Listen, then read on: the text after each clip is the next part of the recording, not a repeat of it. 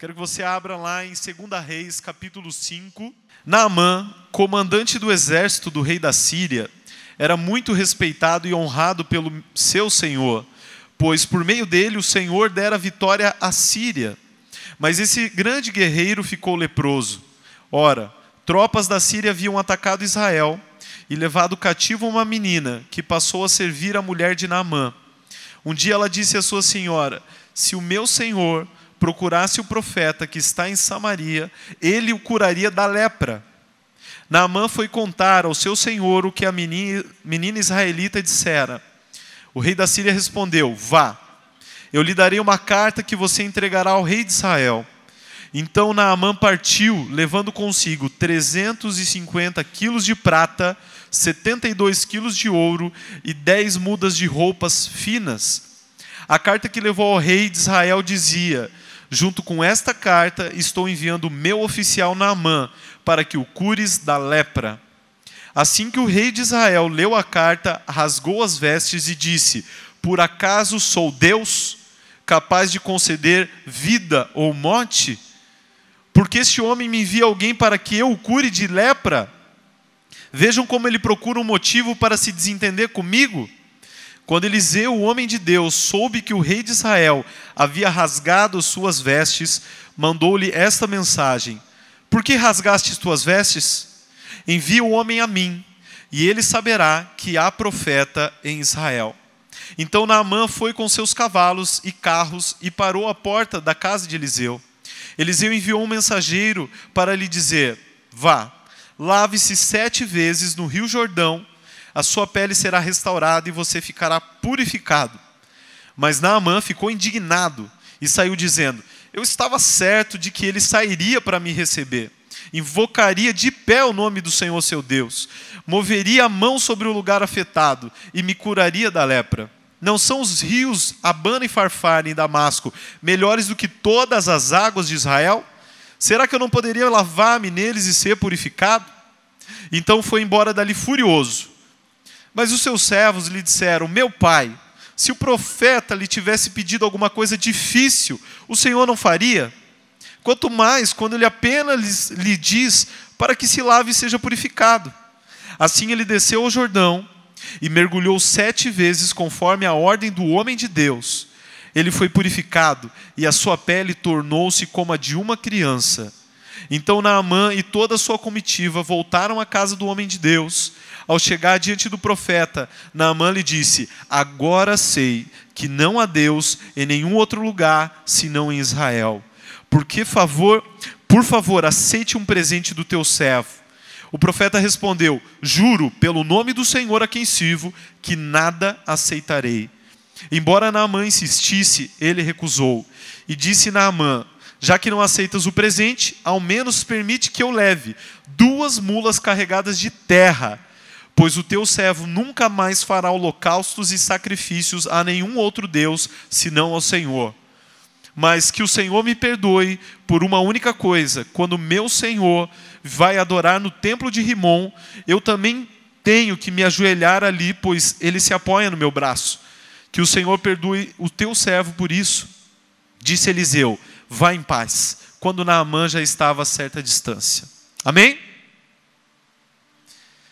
Sei que muitos conhecem essa passagem e o Senhor ministrou algo maravilhoso no meu coração. E a palavra de hoje é graça aos improváveis. E esse tema ele fala muito ao meu coração porque eu me sinto alguém totalmente improvável para Deus. Eu não sei se você tem esse mesmo sentimento no seu coração, que você talvez era alguém improvável de dar certo, alguém improvável de ser abençoado, alguém improvável de ter uma família abençoada, alguém improvável de ser amado, amada, alguém improvável de ser feliz, de realizar sonhos. Eu não sei se você se sentiu assim em algum momento da vida, ou talvez até hoje, mas eu sou alguém que, diante desse sentimento de ser um improvável, eu tenho também um sentimento de gratidão muito grande a Deus. Amém? Quantos são gratos aqui? Naamã, ele era um herói. Esse cara era um cara muito bom. Ele tinha prestígio, ele era um comandante. Ele vai falar no final que o rei se apoiava no braço dele para se ajoelhar diante do Deus dele, ou seja, ele era o camarada que estava do lado do seu rei. Ele era muito importante no seu país, na Síria. Olha que interessante, ele era o cara. Ele não era aquele cara que estava lascado na vida, que fez tudo errado, aquela pessoa que está lá no final, zero à esquerda. Não era aquela pessoa que só tinha dado desgosto para a família. Não, ele era alguém que estava tudo bem. Ele era alguém que tinha uma ótima reputação. Mas mesmo que ele era alguém aparentemente tão maravilhoso, aparentemente ele era alguém que estava dando tudo certo na sua vida, aparentemente não somente quem via ele por fora, mas quem ouvia o nome dele, para as pessoas estava tudo bem, mas Naamã sabia que dentro dele, que debaixo das suas vestes, que no seu interior, algo estava muito errado. Talvez as outras pessoas não viam a sua lepra, mas Naamã sabia que ele tinha lepra. Assim somos nós. Quantas pessoas não podem dizer e se colocar no lugar de Naamã? Que o mundo inteiro vê e parece tudo bem. A gente segue no Instagram e está tudo bom e agradável e está tudo perfeito. Mas cada um de nós sabe onde estão as coisas que nós precisamos desesperadamente de Deus para mudar. Amém? Quantos não são assim? Eu conheço muitas pessoas que não conhecem Jesus, mas são pessoas maravilhosas. Elas têm em caráter muito mais do que outros que estão na igreja, que só realmente têm a graça de Deus. E Naamã era esse tipo de pessoa. Ele representa alguém que, humanamente falando, estava tudo em ordem. Ele não era só normal, ele era excelente. E ter lepra na Síria, com certeza, era muito melhor do que ter lepra em Israel. E eu explico. A Síria não estava debaixo da lei de Moisés. Lá na Síria, eles não tinham que cumprir o Pentateuco, 613 leis, ordenanças, estatutos. Se você conseguisse esconder a sua lepra, aparentemente para os outros estava tudo ok. Em Israel não era assim. Quando alguém tinha lepra, já preguei sobre isso, essa pessoa, ela tinha que declarar publicamente, quando qualquer pessoa se aproximasse dela, ela tinha que declarar, ela tinha que gritar, ela tinha que falar assim: eu sou imundo, eu sou imundo. Isso está na lei. Ela tinha que falar que ela era imundo. Por mais que a pessoa não conseguisse ver que ela tinha lepra, ela tinha que se denunciar que era alguém que tinha um problema. E pior do que isso, em Israel a lepra, ela era vista como um castigo pelo pecado. A lepra era vista como um castigo de uma pessoa que com certeza pecou muito contra Deus. Olha que interessante. Naamã, ele vai ter que ir para Israel para buscar a sua cura. Israel aqui vai representar a igreja. Porque nós entendemos que somente em Cristo, e o corpo de Cristo é a igreja, só em Cristo a cura, a libertação, a salvação, amém? Mas olha que interessante, estar doente lá fora, às vezes, é mais fácil do que estar doente aqui dentro. Porque as pessoas lá do mundo, às vezes elas têm medo, receio de entrar na igreja. Porque elas não querem ser expostas. Imagina Naamã pensando: pô, eu tenho que ir para Israel. Naamã já tinha lutado contra Israel. Provavelmente ele já tinha estado em Israel. Ele já tinha vencido Israel. Se ele chegou a descobrir como um leproso era tratado em Israel, ele deve ter pensado: meu Deus, aonde que eu vim parar? Eu vim parar num lugar que eu tenho que eu quero esconder que eu sou leproso. Aqui eu tenho que gritar e falar para os outros que eu sou leproso. E assim muitos têm medo de chegar perto de Jesus, porque eles têm medo de uma coisa chamada a luz de Deus. Porque quando a luz de Deus vem sobre nós, ela nos expõe. E as pessoas que na igreja às vezes parecem muito santas, maravilhosas, não é somente a luz que expõe, às vezes as pessoas expõem. Nossa, você está aqui, mas você faz isso, você faz aquilo, a sua vida ainda é assim e tal. E não só expõe, isso daí já parte para uma acusação. Então muitas pessoas do mundo, elas nem querem nenhum papo com Jesus, porque elas não querem ninguém que fique apontando o dedo, falando o que elas têm, a lepra que elas têm. Elas sabem o que ela tem. Elas sabem o que não está de acordo com Deus. Elas sabem. Se existe algum tipo de exposição que Deus traz sobre a vida de qualquer pessoa, é a exposição que a sua luz traz para curar. Deus, Ele só derrama a sua luz sobre as nossas vidas, onde qualquer obra das trevas, ela não pode encobrir por um motivo, porque Ele quer curar, libertar, restaurar e salvar as nossas vidas, amém? Esse é o primeiro princípio que eu aprendo através dessa passagem, que nós devemos ser a igreja que cura e não a igreja que expõe. Então quando você vê irmãos e irmãs que estão chegando, que está lá no seu GC, que às vezes não vive ainda como você vive, que não conhece o que você conhece, que a misericórdia de Deus e a graça de Deus encham o seu coração, para com muito cuidado, com muito carinho, você possa ser um instrumento de cura para essa vida. Alguém que derrame amor sobre essa vida. Alguém que derrame misericórdia. Alguém que tenha os olhos de Jesus. Porque é para isso que nós somos chamados. E Naamã foi para um lugar pior, mas era só lá que tinha a cura.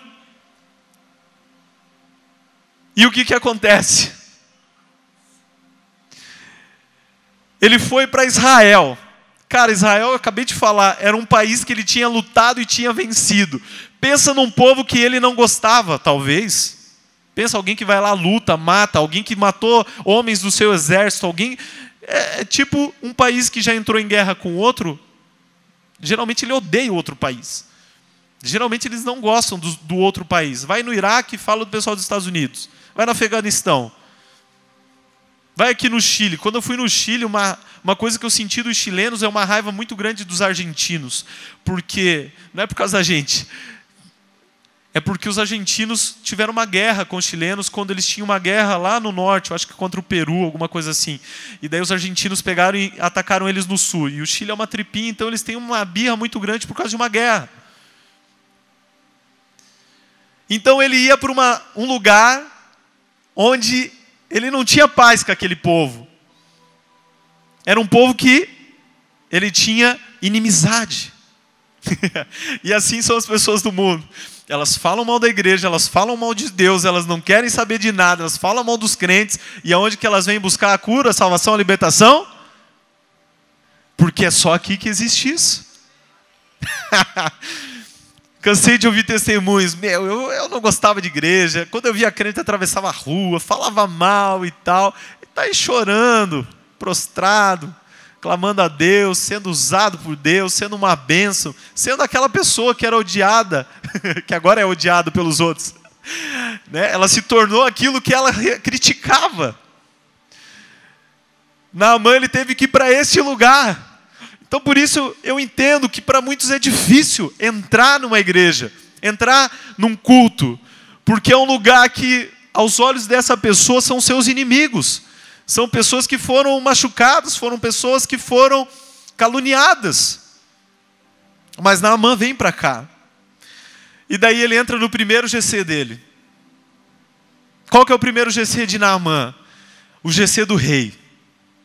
O rei de Israel. Se não me engano era Jorão, o nome dele, era o filho de Acabe. Ele entra lá naquele GC com uma carta de transferência. Apresentou, falou, olha, eu vim aqui agora, tal. E esse é o primeiro tipo de igreja que nós vamos analisar nesse texto. É a pessoa que entra em desespero quando chega alguém precisando de ajuda. Porque o rei, ele rasga suas vestes, e na Bíblia, sempre quando alguém rasga as vestes, é um sinal de de ou arrependimento, ou muita angústia, ou raiva, ou tristeza. Não tem nenhum motivo bom para isso acontecer. Sempre é algo relacionado a esses momentos da vida. E aqui ele fica impotente, com medo, com tristeza, com raiva. Ele rasga suas vestes e fala: quem sou eu para curar alguém? E essa é a primeira igreja. É a igreja que acha que é pela força do seu braço.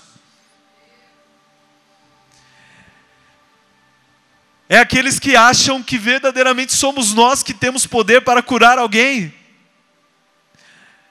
Que acha que sou eu que tenho poder para libertar alguma pessoa.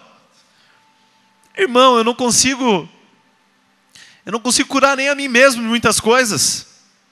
Eu ia falar que eu não consigo curar nem o meu filho, mas o meu filho eu consigo dando um beijinho. Isso é bom, né? Eu dou um beijinho e ele fala: salô, né? Tá tudo bem. Então, nós recebemos as pessoas.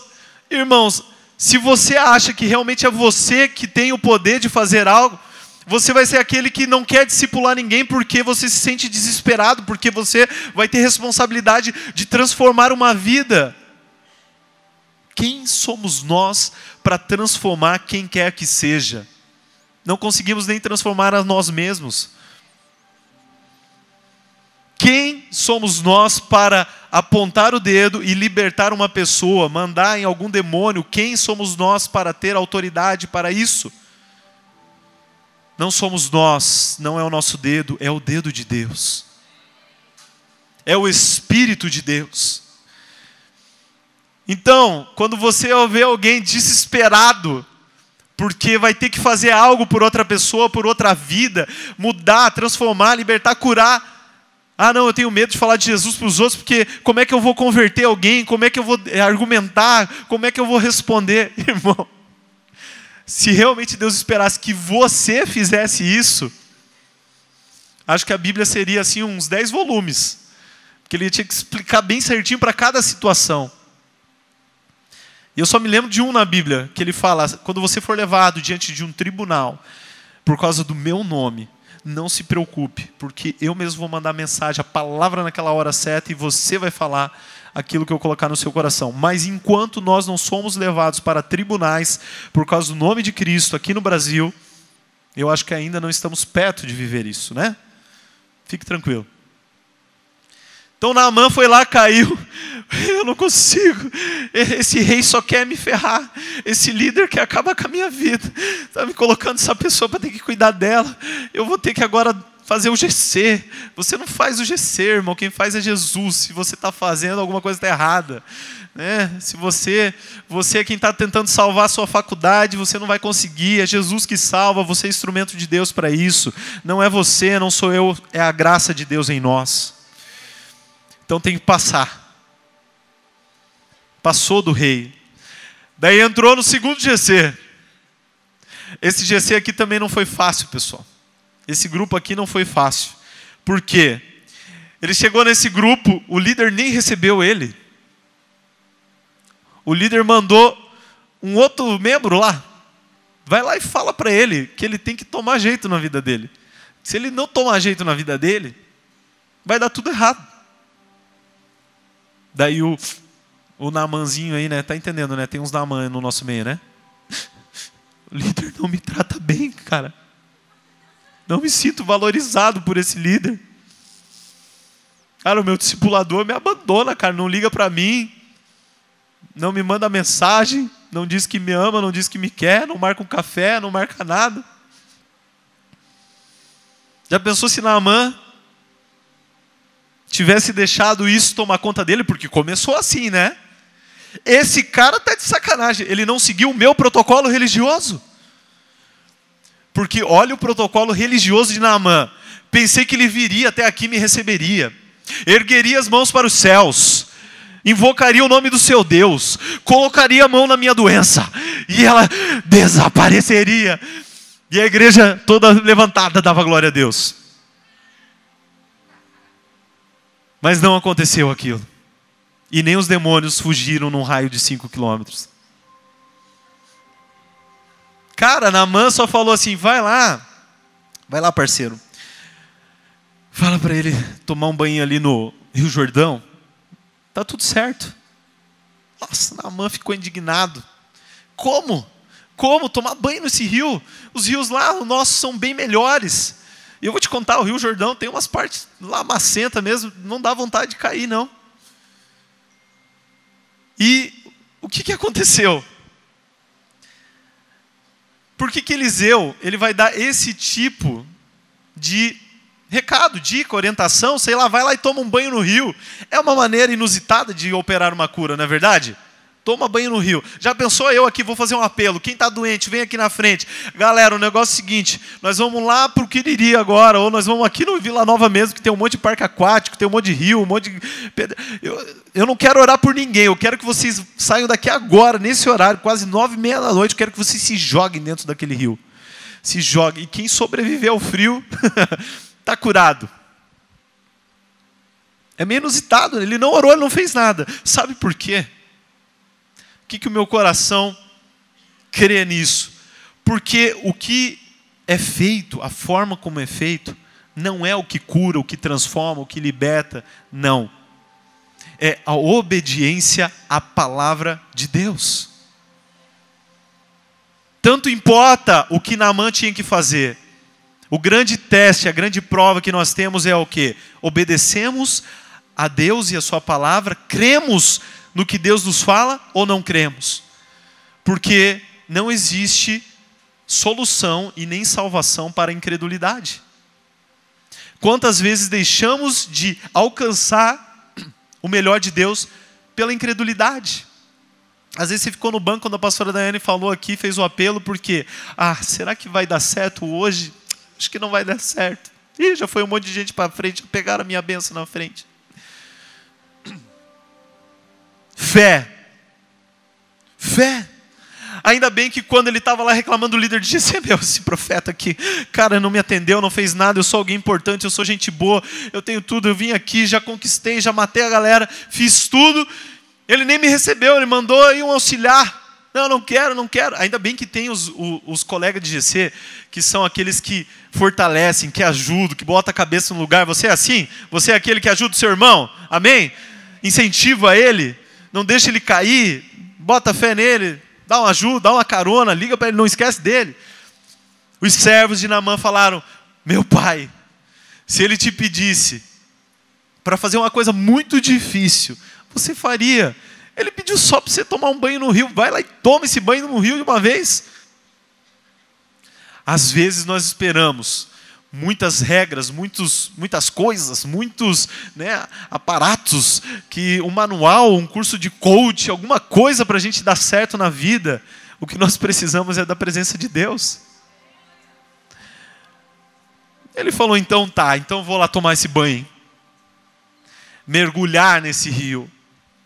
Nós sabemos que esse mergulho, ele é uma simbologia, ele é uma analogia, ele é uma tipologia, é um tipo do próprio batismo, que é o sinal físico, o sinal aparente da nossa morte e ressurreição com Cristo, amém?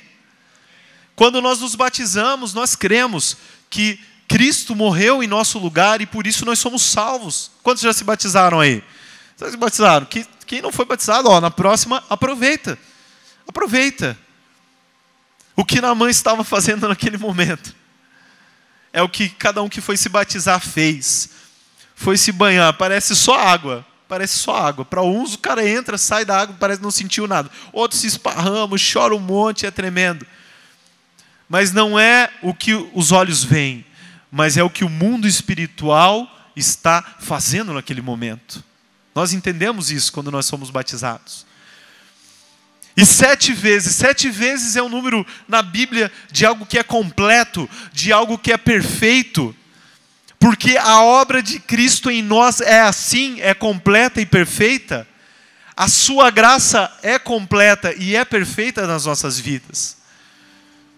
E ele teve que crer até o fim nessa obra perfeita e completa. E quando ele levanta na 7ª vez, a pele dele é como de um bebê. Então ele entendeu o que Nicodemos não entendia. Como poderia eu entrar no ventre da minha mãe e nascer de novo? Naamã pode não ter entrado no ventre da sua mãe, mas quando ele saiu, ele viu que a pele dele era como de um bebê, parecia que ele tinha nascido naquele momento. E ele estava liberto, ele estava livre, ele tinha sido salvo da sua morte, só por causa daquele banho. Daí você imagina a alegria e felicidade dele. Só que o mundo está acostumado a negociar as coisas. O mundo é um toma cá, dá lá, toma cá, é negócio. O mundo é troca, o mundo é favores. O mundo não tem esse negócio da graça. Por isso que Naamã, quando ele foi, ele pegou muito dinheiro, pessoal. Se eu precisasse de todo esse dinheiro para ser curado de alguma coisa, eu estava lascado, porque... Quanto que foi aqui? Mais ou menos 350 quilos de prata, quase 70 quilos de ouro, 60 e poucos quilos de ouro. Sabe quanto que dá de dinheiro esses 60 e poucos quilos de ouro? Não, Jefferson, porque eu nunca cheguei nem perto. Quando eu chego na loja para comprar, eu pergunto, quantas gramas tem? Se for mais de 10, eu já sei que eu estou lascado.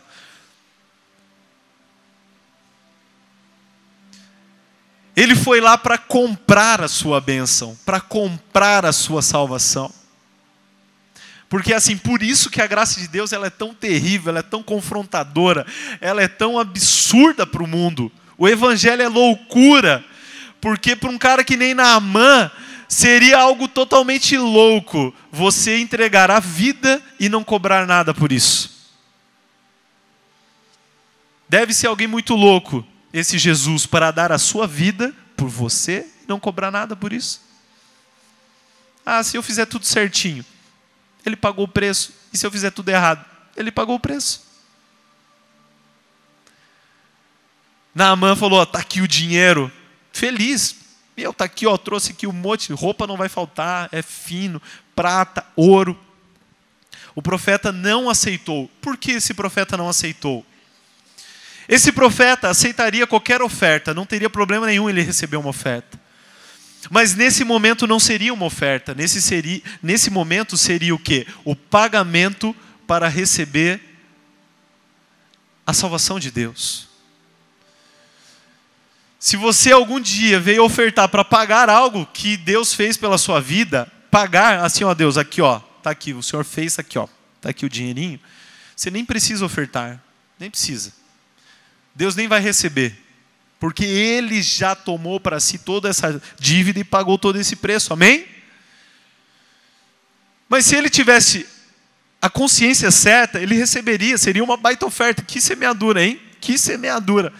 Com uma semeadura dessa, imagino que ele não iria ganhar. Mas na graça, a graça, ela não tem mérito. A graça não é por nossa conta. Então, assim... não traria nada pela vida dele. Então, vai lá. Daí que Naamã deve ter gostado. Agora eu gostei desse líder de GC. No começo ele parecia ruim, turrão, mas só foi conhecer ele um pouquinho mais, só foi obedecer ele, só foi abrir meu coração para ele, virou o melhor líder do mundo. Virou uma bênção. Quantos não são assim, né? Só era se conhecer um pouco mais, dar mais tempo, se submeter. E daí, nossa... líder, deixa eu pagar para ti aqui um rodízio aqui de churrasco. Líder, você não é muito de churrasco? Deixa eu pagar um rodízio aqui lá no restaurante japonês. Se você recebe, amém, glória a Deus. Líder, vou te pagar uma viagem para você ficar de boa. Escolhe o lugar aí, escolhe o hotel, escolhe até a companhia aérea. Glória a Deus. Fica tranquilo. Por que você está fazendo isso, filho? Se for para pagar algo, eu não quero nada, porque eu fiz pela graça. Quero ver o líder, né? Quero ver, né? Quero ver. Mas, como nada podemos sem Deus, nada podemos sem Deus, então, olha o que esse camarada ele fala, então me deixa só uma coisa, me deixa carregar uma mula, e eu quero levar terra desse lugar. Eu quero levar terra lá para a Síria. Por quê? Porque ele estava entendendo que aquele lugar era um lugar sagrado. Ele queria levar esse lugar sagrado para onde ele estivesse. E ele falou, e daqui em diante eu só vou ofertar a esse Deus que é o Deus verdadeiro. Porque quem tem um encontro com Deus, o seu bolso se move imediatamente para Deus, se abre. Pode ver, ele não falou, eu vou agora começar a pregar, eu vou começar agora a orar. Não, eu vou começar a ofertar. Está convertido, irmão. Vou levar terra para eu poder sacrificar ao único Deus verdadeiro. Nossa, eu ficaria impactado, mas mais impactado do que Naamã, nós temos uma notícia muito melhor, que hoje não existe um solo sagrado, existe um templo do Espírito que é sagrado, onde eu não preciso de levar uma terra para um lugar, a terra da igreja, por isso que o cemitério era do lado da igreja, porque a terra era sagrada. Mas hoje, irmãos, hoje eu entendo que nós estamos num nível muito mais top, não é a terra santa, é a minha vida que é santificada pelo sangue de Jesus. Sou eu que tenho o Espírito de Deus dentro de mim em todo o tempo, em todo momento. Você acredita nisso? Então fala, obrigado, Jesus, porque eu sou o teu templo, a tua morada, Pai. Obrigado. Temos que ter um coração grato. Só que daí aqui, para quebrar a religiosidade mesmo. Esse aqui é para quebrar a nossa religiosidade. Ele falou assim, eu vou ter que voltar e eu vou ter que me prostrar lá no templo daquele Deus, porque esse é o meu trabalho. Esse é o meu trabalho. Que o Senhor me perdoe por isso. Sabe o que o profeta falou? Isso aí é pecado, irmão. É impureza. Você tem que largar a sua profissão, largar tudo que você tem, abandona esse rei, porque agora você é de Jesus. De Jesus, larga. Vai viver no mosteiro, vai se excluir do mundo. Né? Bem-aventurado aquele que não se assenta na roda dos escarnecedores. Você vai se assentar na roda dos escarnecedores? Sai daquele lugar. Não, olha o que o profeta falou. Vai em paz. Vai em paz. O cara talvez nunca mais entrou em nenhuma igreja, em nenhum templo, nunca foi para Jerusalém, aqui era Israel, Samaria. Porque ele falou assim, todos esses momentos eu estarei no meu coração pensando no único Deus que é vivo. Você acha que para Deus o que mais importa é onde você está, onde está o seu coração? Daí tem gente que é tão religioso que quando alguém vem para Jesus ele fala, tá bom, agora você tem que parar desse seu trabalho, que esse teu trabalho não é muito santo, larga essa profissão, larga essa carreira, né? Isso aí não é de Deus, isso aí você está num público, num meio, uma coisa meio estranha. Eu falo isso porque eu sou advogado, né, pessoal? Então já entendeu, né? Muita gente quando eu fui fazer isso falou assim, não dá para ser advogado e ser crente. Crente eu nem quero, irmão, né? Então tá tudo bem, tá tranquilo. Se eu continuar sendo filho de Deus naquele lugar, e eu creio nisso, lá eu vou poder fazer muita diferença. Mas não é só eu, é você, talvez. Qual a sua profissão? As profissões impuras? Existe isso, existe pessoas puras e impuras. Se você é puro, você purifica, você santifica onde você está. O mundo lançou essa mentira religiosa para que a igreja não estivesse em várias camadas da sociedade. E daí o mundo deitou e rolou. Por isso que tem muito lugar onde não tem crente. Olha a dificuldade que foi para entrar filhos de Deus em televisão, no mundo da moda, nas redes sociais, fazendo sucesso realmente, sendo artistas no teatro, em tantos outros lugares, na música. Porque pela ideia religiosa, que tem coisas que nós não podemos fazer ou trabalhar. Estou falando, espero que Deus esteja falando com os nossos corações, amém? Só que ele foi liberado, ele foi para lá. Irmão, esse cara recebeu a graça de Deus lá no tempo da lei mesmo. Isso aqui não estava no script de Moisés nunca. Nunca, nunca mesmo. Só que por mais que Eliseu recusou esse pagamento, eu quero que você leia comigo 2 Reis, capítulo 5, lá no versículo 20.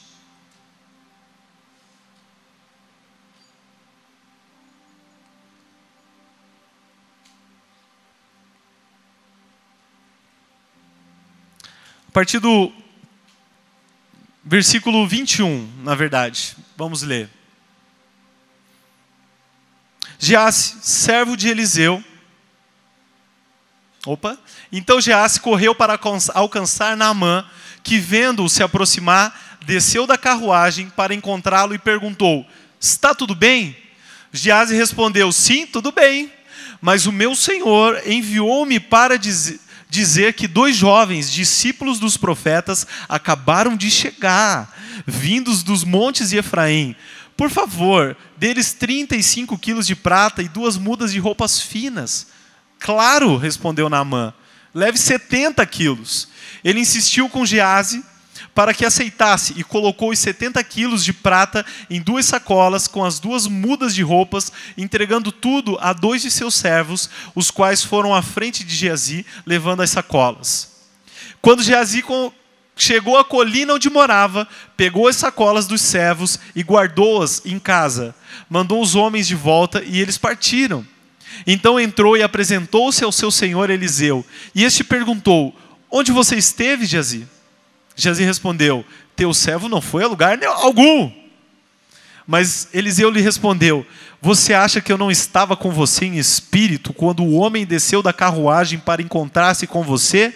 Este não era o momento de acertar prata, nem roupas, nem cobiçar olivais, vinhas, ovelhas, bois, servos e servas. Por isso a lepra de Naamã atingirá você e os seus descendentes para sempre. Então Geazi saiu da presença de Eliseu, já leproso, parecido com neve.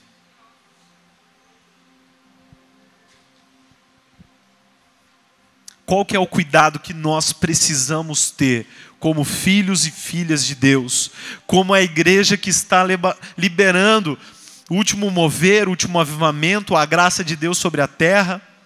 Mas qual é o cuidado que nós precisamos ter? A glória pertence somente a Jesus. O que aconteceu? Geazi, ele já tinha, ou Geazi, como tanto faz, ele tinha um problema, porque ele via Eliseu abençoando todo mundo. Ele via o poder de Deus se manifestando. E se você acha que esse é o primeiro momento, o primeiro dia que ele deu uma caída, você vai ver que o que Eliseu falou revela que não era a primeira vez. Porque ele só pegou prata e roupa. E Eliseu ele vai confrontar em olivais, em servos, em servas, em animais, em várias outras coisas.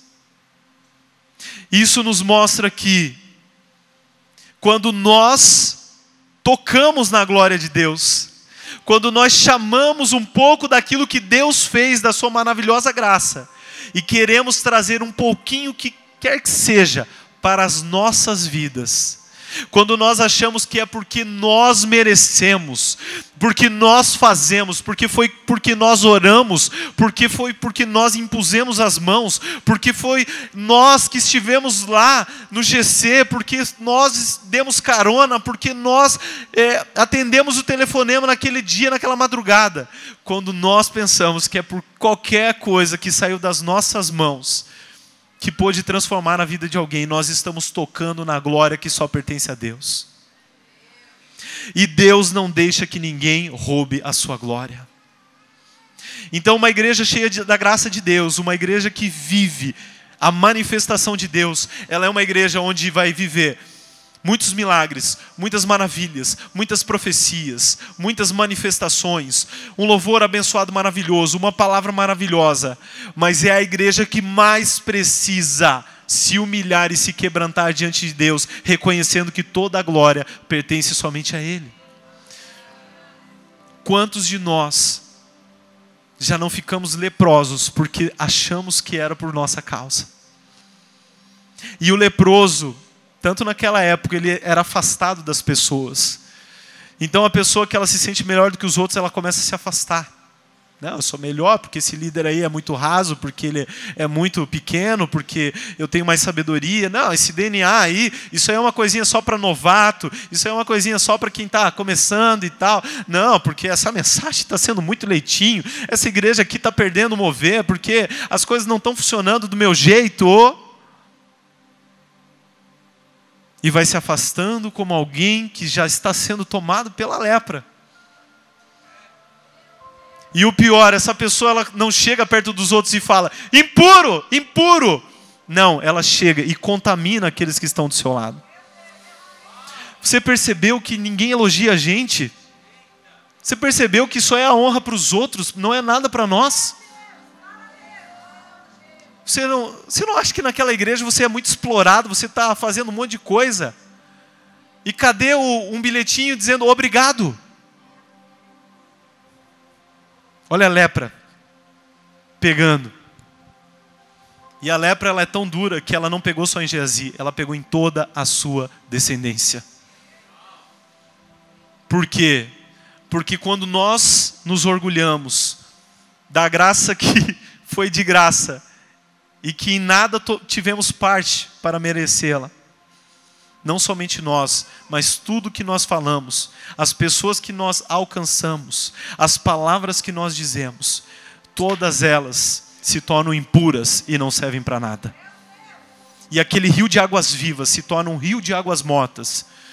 E a igreja ali morreu naquele coração. Porque agora vai vir a maior revelação desse texto. Sabe qual é a pessoa mais incrível de toda essa história? A pessoa mais incrível dessa história é aquela menininha que é a serva de Naamã. Ela era uma escrava. Ela é alguém que tinha sido cativa, estava lá como escrava, obrigada a trabalhar. Ela não tinha que fazer nada de bom, nada de mal, nada de bom para o seu Senhor. Mas pense em alguém que entendia reino de Deus e governo de Deus. Pensa em alguém que não ficou reclamando de Deus das suas dificuldades e das coisas ruins que estavam acontecendo na sua vida. Mas ela pensou, eu sou uma escrava, mas ao mesmo tempo que eu sou uma escrava, eu sou a filha do Deus Altíssimo. Como posso estabelecer o governo de Deus aonde eu estou? Cara, eu acho que você é muito melhor do que uma escrava que está em uma casa presa. Eu acho que você é muito melhor do que um escravo que não tem voz, que não é considerado nenhuma pessoa, mas é um objeto, uma coisa. E por que muitas vezes você se sente limitado, impotente? Porque você acha que é você que tem que fazer. Mas quando você entender que é Deus na sua vida e é a graça agindo dentro do seu coração, você vai se perguntar, o que eu preciso governar e estabelecer o reino onde eu estou? Quando você entender que o Senhor te chamou, e não foi só para ser salvo, mas a sua graça, ela é eficaz em todo o resto da sua vida, você vai começar a olhar para a sua família e você vai se perguntar, o que eu preciso fazer para estabelecer o reino aqui? Você vai chegar no seu trabalho e vai perguntar, o que eu preciso fazer para estabelecer o reino aqui? E você vai sair da sua casa todos os dias se perguntando, dizendo, Jesus, posso não ter nada nas minhas mãos, posso talvez não ter algum bem que eu queria, posso até não ter realizado um sonho, mas eu tenho dentro de mim um poder que me faz governar e reinar sobre essa terra. Eu sou alguém diferenciado, eu creio nisso. E é a graça de Deus. Essa menina era demais. Sabe por quê? Porque essa menina ela tira o nosso argumento de, mas eu vou falar de Jesus, eu vou falar bem de Jesus, eu vou convidar, mas e se essa pessoa ela não ir na minha igreja, não ir no GC, então eu falei e foi em vão. Mas se eu falar para Naamã e ele nem quiser ir para a terra, pior, se eu falar para Naamã, ele pegar todo aquele dinheiro, fazer uma viagem que vai levar muito tempo, chegar lá e não for curado, ele vai voltar e vai me matar. Ia matar mesmo, pelo jeito. Mas a fé e a graça, ela vence todo o medo. E aquela menina não teve medo. E ela nem quis se importar como Deus ia fazer. Ela apenas teve fé. Eu vou falar. E esse Deus que é tão maravilhoso. Eu só tive a oportunidade de conhecer esse Deus até a minha infância. Porque eu virei escrava depois disso. Mas mesmo na minha infância, eu aprendi quem Ele é. E eu nunca mais vou esquecer. Talvez aquela menina nunca mais leu a Bíblia. Talvez aquela menina nunca mais pôde entrar no templo, nem ofertar a Deus. Mas naquele momento, aquela menina, ela conseguiu fazer algo muito maior, que foi entregar a sua própria vida para glorificar o nome do Senhor. A história não conta o que Naamã fez com ela, mas você acha que ela continuou sendo escrava? Não foi nada daquela menina, não é nada por nós. Mas depois de tudo que nós fazemos por Deus, Deus acaba nos abençoando também. Não fomos nós que salvamos, curamos, libertamos, nada, mas somos abençoados por Deus. Somos prósperos, somos curados, somos restaurados. Que Deus maravilhoso que é esse, pessoal. Eu quero orar nessa hora por você. Feche os seus olhos.